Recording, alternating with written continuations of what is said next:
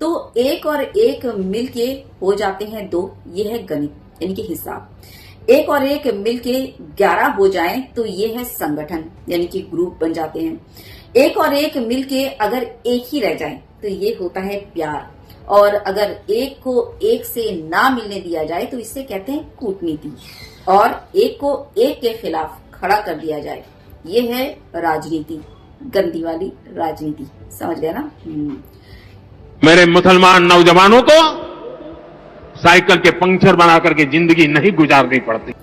एक देश का पीएम होना ये एक बहुत ही फख्र की बात होती है। और जब देश का पीएम इतनी गिरी हुई बात करे तो क्या ही कहना है। गलत है मोदी जी, आप गलत हैं। देश का मुसलमान नौजवान जो है वो सिर्फ पंक्चर बनाता है, ये आपसे किसने कह दिया? ऐसा नहीं है। ये देख लीजिए आपके स्क्रीन पर जो है वो कुछ चल रही है ना, क्या है, जागृति साइकिल, श्री राम टायर, आनंद पंक्चर वगैरह वगैरह वगैरह, और भी बहुत सारे। देखते जाइए, नाम मैं पढ़ रही हूँ और स्क्रीन पर चल रही है तस्वीरें। एक यादव, शर्मा, श्री साई, साई, नवीन, श्री गणेश, सम्राट पंक्चर, राम टायर, सुदर्शन, बालाजी, मिश्रा, वर्मा, विजय, ओम साई, साई प्रकाश, दया सागर वगैरह वगैरह वगैरह, सब के सब जो हैं वो पंक्चर बनाते हैं। और इनमें से एक भी जो है वो मुसलमान नहीं है। नाम से तो आप समझ ही गए होंगे, मुझे तो ज्यादा बोलने की जरूरत नहीं है। तो बोलने का मतलब है पंक्चर बनाना ना कोई वो मतलब वो शर्मिंदगी वाली बात नहीं होती। लोग जो हैं वो काम कर रहे हैं, पंक्चर बना रहे हैं और उससे अपनी रोजी रोटी, हलाल रोजी रोटी कमा रहे हैं अपने परिवार को चलाने के लिए, अपने घर परिवार को अच्छा रखने के लिए। तो इसमें कोई शर्मिंदगी वाली बात नहीं है, चाहे वो हिंदू करे या मुसलमान करे। लेकिन आपने जो एक ठप्पा लगाया है ना मुसलमान नौजवानों के नाम पर, ये गलत है। मुझे इसमें ऑब्जेक्शन है, ठीक ना? और इस तरह की जो है वो क्या बोलते हैं वो लफाड़ियों वाली भाषा जो गली कूचे मोहल्ले के गुंडे और मवाली करते हैं, आपको शोभा नहीं देता। क्योंकि आप जो है ना वो देश के पीएम है, और आप जो जिस देश के पीएम है वो सिर्फ हिंदुओं का है ऐसा नहीं। यहाँ पे हर मजहब और हर जात के लोग रहते हैं, यानी कि हिंदू, मुस्लिम, सिख, ईसाई, आप सभी के पीएम है प्रधानमंत्री यानी के। और जैसा कि मोदी जी ने कहा कि मुसलमान ही पंक्चर बनाते हैं, तो बता दूं कि मैं जो हूं एक मुसलमान हूं और मेरे बाप दादा में से, और या फिर बोल लो कि 7 खानदान में से किसी ने भी पंक्चर बनाने का काम नहीं किया। तो ये जो आपने ठप्पा लगाया ना, ये गलत है।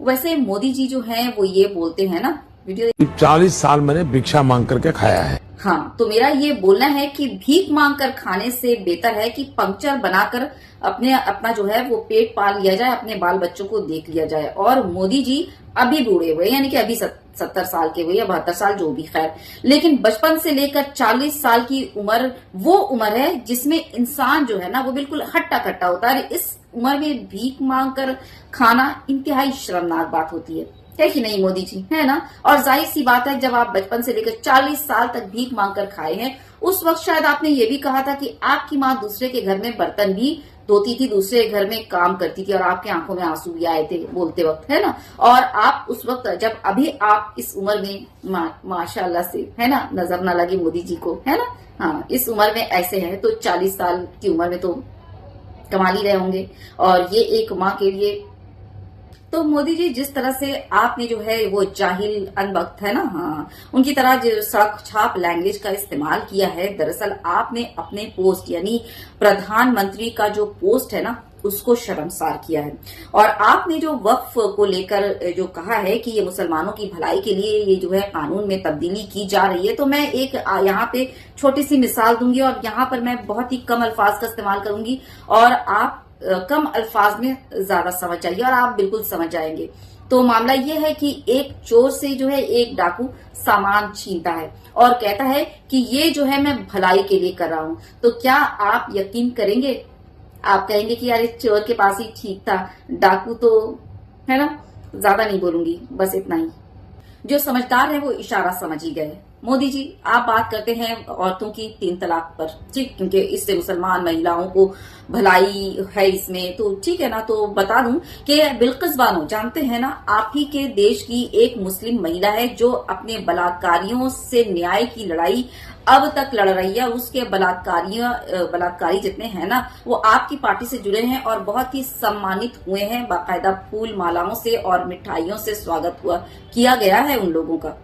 तो वो जो मुस्लिम महिला बिल्किस बानो है, उसको इंसाफ दिलाकर आप उसका भला कर सकते हैं मोदी जी? सवाल है आपसे।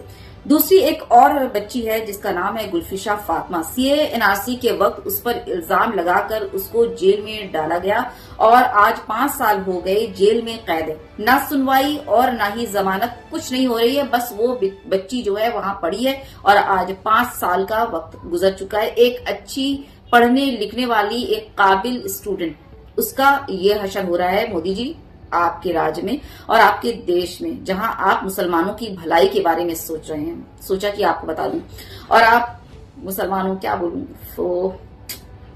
तो चलिए ये तो हो गया, लेकिन अब आती हूँ आपके वो उस स्टेटमेंट पर, पंक्चर वाले, कि मुस्लिम ही जो है वो पंक्चर बनाते हैं, जो आपने ठप्पा लगाया मुसलमानों पर। तो चलिए कुछ मुस्लिम से आपको मिलवाती हूँ मोदी जी। शायद आपकी गलतफहमी जो है ना कि मुस्लिम ही पंक्चर बनाते हैं, आप जो है वो आपके गलतफहमी दूर हो जाएगी कहीं तक। मेरा अंदाजा ऐसा है, आज ना ही मुसलमान औरतें जो हैं वो पीछे हैं और ना ही मुसलमान मर्द, ये जान लीजिए।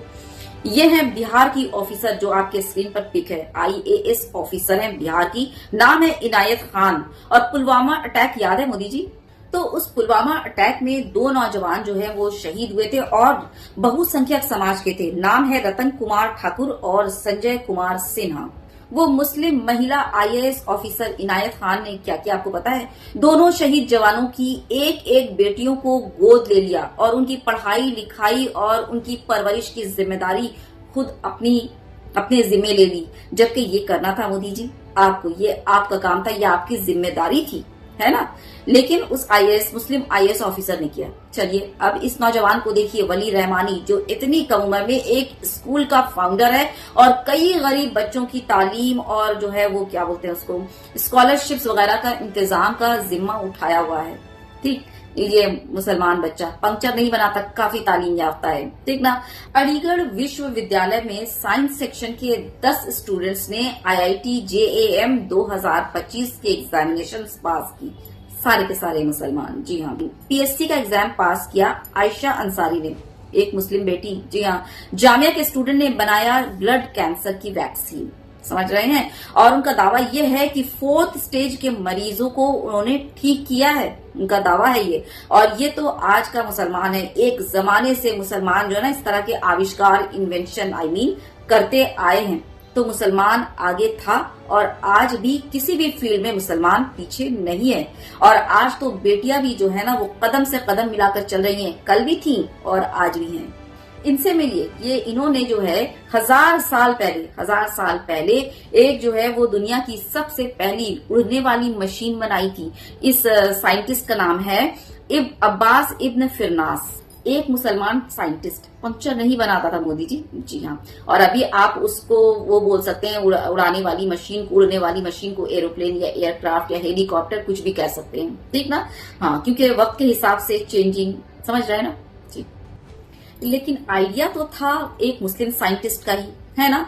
तो चाहे कोई भी हो, ये जो दिमाग में फतूर डाले हुए हो ना कि मुसलमान जो है वो सिर्फ पंक्चर ही बनाता है, ऐसा बिल्कुल नहीं है। और ये रात हमने एक वीडियो बनाई हुई थी बाकायदा मुसलमान बच्चियों पर कि कितना उन्होंने क्या क्या अचीवमेंट हासिल की है और क्या क्या किया है। ये रही वीडियो, जरूर देखिएगा, लिंक जो है वो डिस्क्रिप्शन बॉक्स में आपको मिल जाएगा।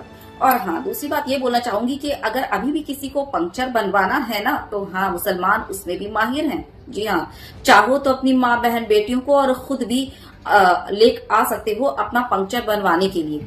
जो मुसलमान है ना, ऐसा पंक्चर बनाएगा ना कि दोबारा उसमें छेद नहीं हो पाएगा, समझ रहे हो ना।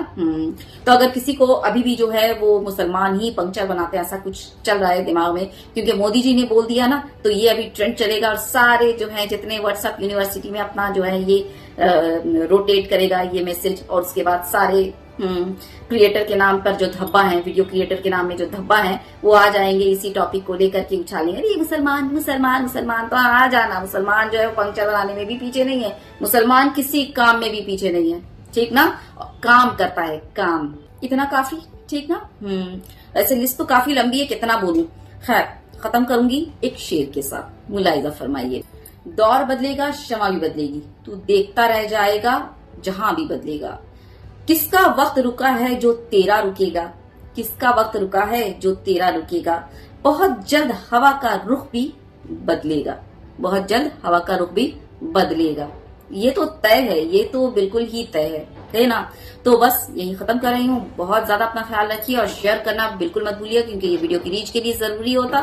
चैनल सब्सक्राइब कीजिएगा। Take good care of yourself. जय हिंद, अल्लाह हाफिज।